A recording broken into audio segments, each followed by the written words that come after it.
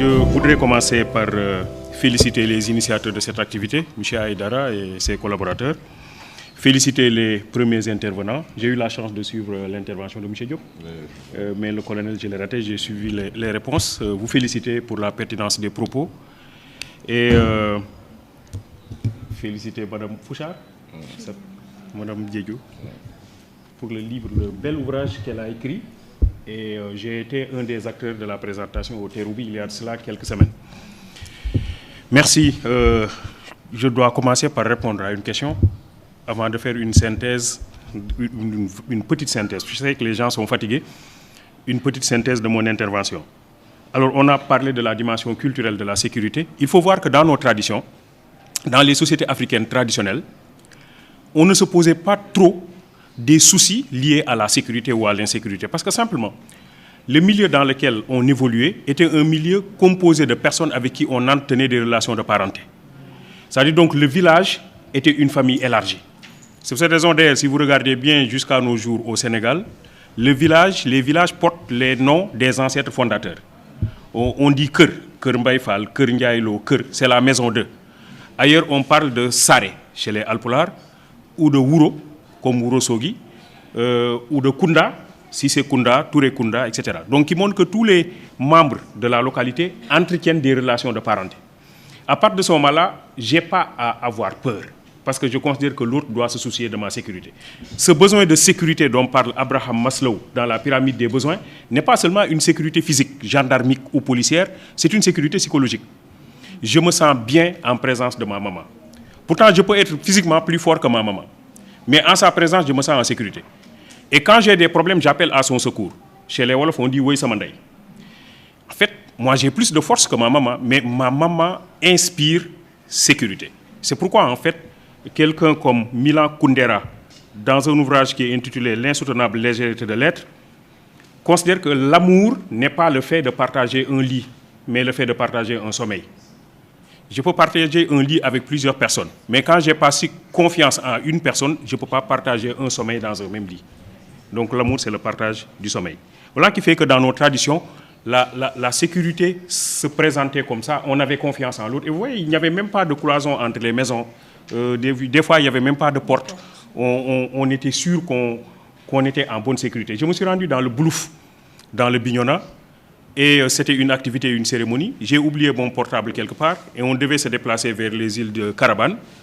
Et j'ai dit que je devais rebrousser chemin pour prendre mon portable. On m'a dit, le portable peut rester là-bas pendant 10 ans, personne ne va le prendre. Parce que ce besoin de sécurité dont parle Abraham Maslow dans la pyramide des besoins n'est pas seulement une sécurité physique, gendarmique ou policière, c'est une sécurité psychologique. Je me sens bien en présence de ma maman. Pourtant, je peux être physiquement plus fort que ma maman. Mais en sa présence, je me sens en sécurité. Et quand j'ai des problèmes, j'appelle à son secours. Chez les Wolof, on dit « Woy Samandai ». En fait, moi, j'ai plus de force que ma maman, mais ma maman inspire sécurité. C'est pourquoi, en fait, quelqu'un comme Milan Kundera, dans un ouvrage qui est intitulé « L'insoutenable légèreté de l'être », considère que l'amour n'est pas le fait de partager un lit, mais le fait de partager un sommeil. Je peux partager un lit avec plusieurs personnes, mais quand j'ai pas si confiance en une personne, je ne peux pas partager un sommeil dans un même lit. Donc l'amour, c'est le partage du sommeil. Voilà qui fait que dans nos traditions, la sécurité se présentait comme ça, on avait confiance en l'autre. Et vous voyez, il n'y avait même pas de cloison entre les maisons. Des fois, il n'y avait même pas de porte. On était sûr qu'on était en bonne sécurité. Je me suis rendu dans le Boulouf, dans le Bignona, et c'était une activité, une cérémonie. J'ai oublié mon portable quelque part, et on devait se déplacer vers les îles de Carabane. Et j'ai dit que je devais rebrousser chemin pour prendre mon portable. On m'a dit, le portable peut rester là-bas pendant 10 ans, personne ne va le prendre. Parce que chez nous, ça se passe comme ça. On ne prend pas le bien d'autrui. Une fois que vous êtes dans la communauté et que vous êtes intégré dans la communauté, vous bénéficiez des mêmes privilèges que les autres. Maintenant, je parle d'entrepreneuriat. Commencez un peu peut-être à détendre parce qu'il y a des gens qui commencent à dormir. Et comme c'est le colonel qui vient de terminer, monsieur le colonel, un général devait rendre visite à des soldats. Et le général ne parle que français, tandis que les soldats ne parlent que wolof. À la veille de la visite du général, les caporaux ont réuni tous les soldats et leur ont dit que le grand chef, il vient demain. Et d'habitude, quand ils passent rendre visite aux nouvelles recrues, il leur pose 3 questions. La première question, c'est quel âge vous avez? La deuxième question, c'est depuis quand vous êtes là? Et la troisième question, c'est est-ce que vous vous plaisez bien ici? Il pose ces questions en français. Mais vous ne pouvez pas parler français, vous ne parlez que wolof. On vous donne les réponses en français, vous les gardez par cœur et dans l'ordre. Donc, première question, quel âge vous avez? Vous répondrez tous, 19 ans, mon général. Deuxième question, depuis quand vous êtes là? Vous répondrez tous, 3 mois, mon général. Troisième question, est-ce que vous vous plaisez bien ici? Vous répondrez tous, bien sûr, mon général. Donc, ce que vous devez garder par cœur et dans l'ordre, c'est 19 ans, mon général, 3 mois, mon général, bien sûr, mon général. Alors, le général arrive le lendemain et inverse l'ordre des questions. Alors, au lieu de commencer par quel âge vous avez, il commence par depuis quand vous êtes là? 19 ans, mon général. Quel âge vous avez? 3 mois, mon général. Mais alors, vous vous moquez de moi? Bien sûr, mon général. Bon, c'est détendu. Maintenant, je peux présenter mon thème. Alors, on... On remercie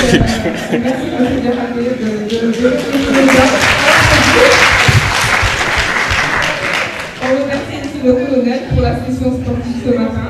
Éventuellement, on fera peut-être intervenir à nouveau. Ben voilà. Merci.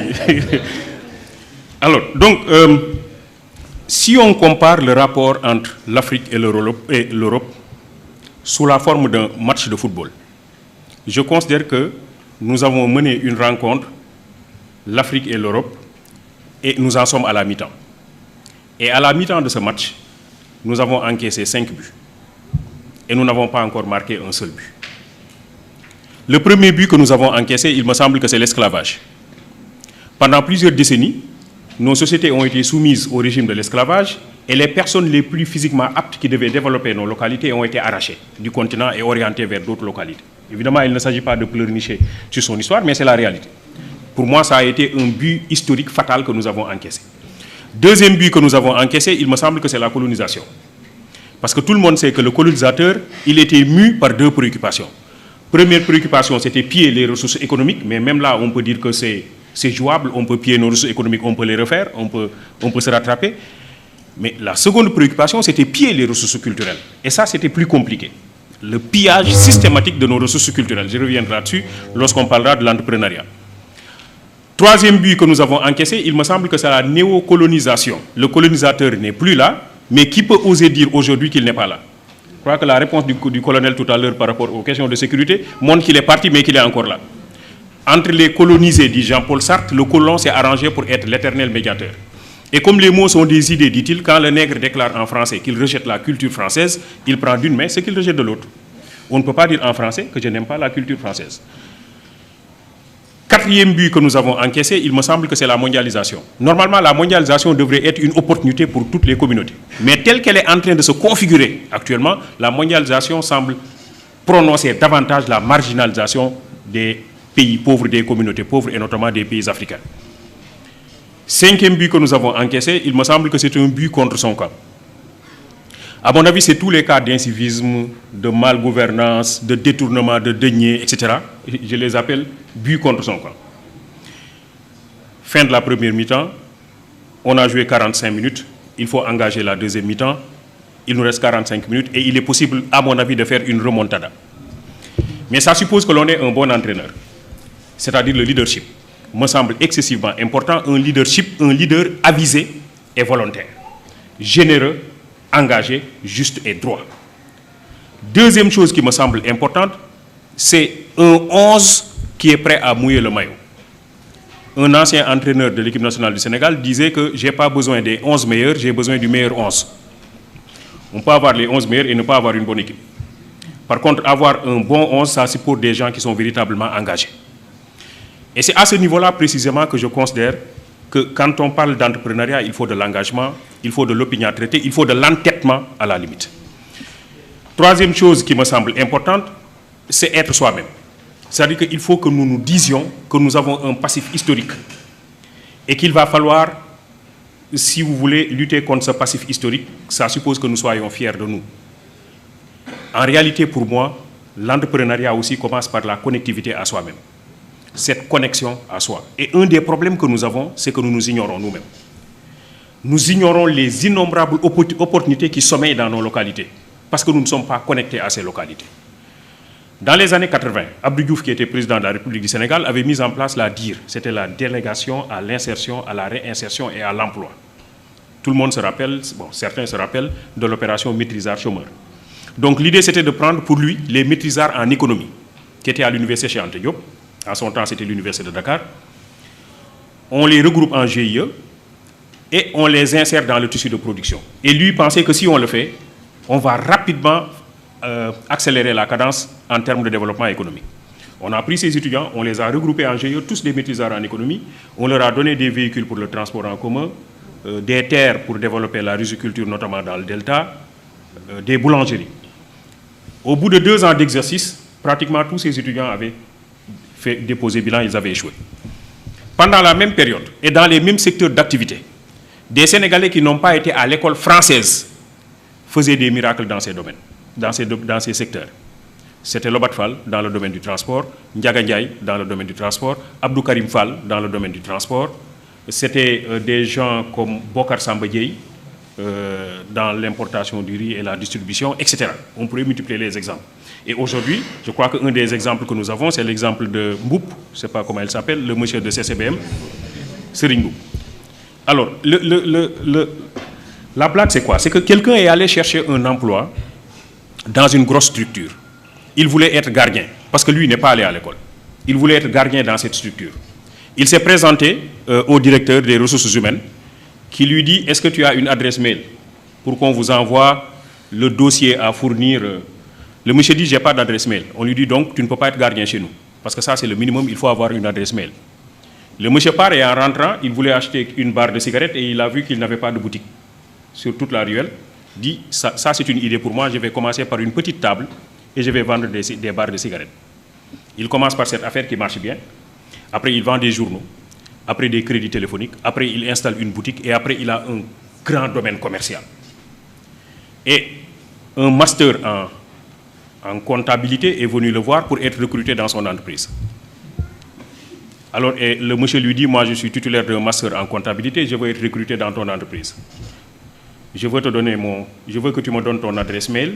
Et comme ça, une fois à la maison, je t'envoie tout mon dossier dans ton adresse mail, dans ta boîte mail. Et le monsieur lui dit, je n'ai pas d'adresse mail.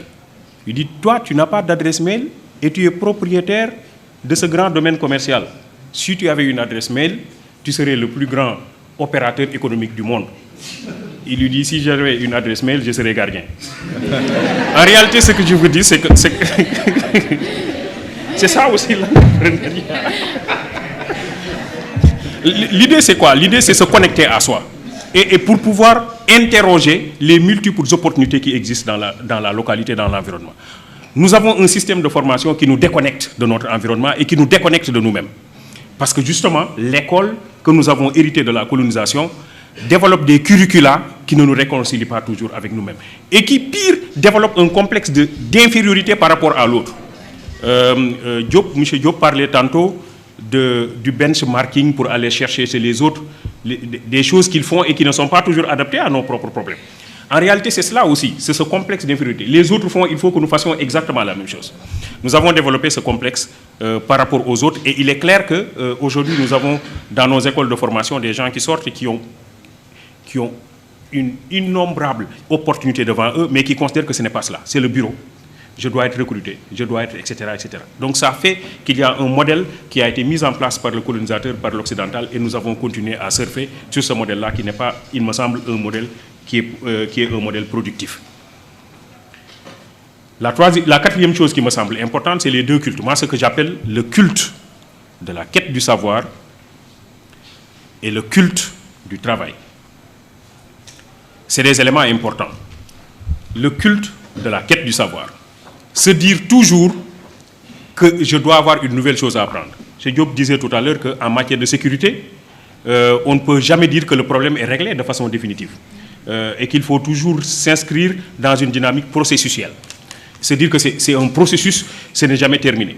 De la même manière aussi, en termes de quête du savoir, on a toujours des choses à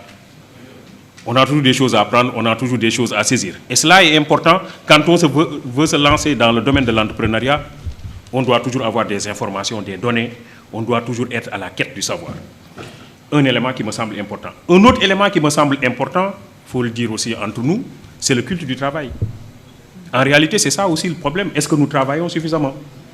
Dire si je veux installer une entreprise, si je veux que cette entreprise fonctionne, que cette entreprise donne des résultats, mais il faut que je considère que le travail constitue à la limite une vertu. Ce n'est pas seulement un gagne-pain. Il y a une dimension spirituelle du travail. L'exemple que je donne le plus souvent, c'est la Bible, hein, notamment la Genèse. Je ne sais pas s'il y a des chrétiens ici. Je veux dire de bons chrétiens. Dans la Bible, et notamment dans la Genèse, Adam et Ève, ils étaient dans un jardin.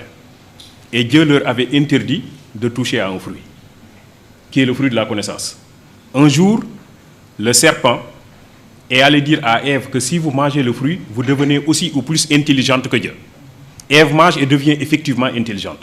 Elle va voir son mari Adam et lui dit, j'ai mangé le fruit et je suis devenu intelligent, tu dois faire comme moi. Adam mange et devient effectivement intelligent.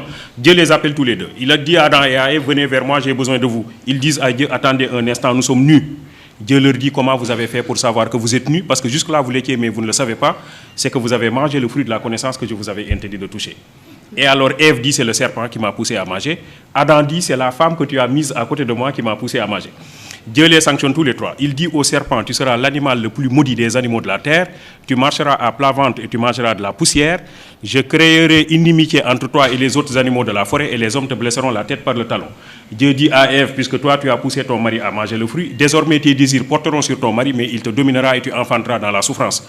Et Dieu dit à Adam, puisque toi tu as écouté la voix de ta femme et non ma voix, désormais c'est à la sueur de ton front, donc le travail, que tu assureras ta nourriture tous les jours de ta vie, jusqu'à ce que tu retournes à la poussière d'où tu fus pris, parce que tu n'es que poussière, et tu retourneras à la poussière.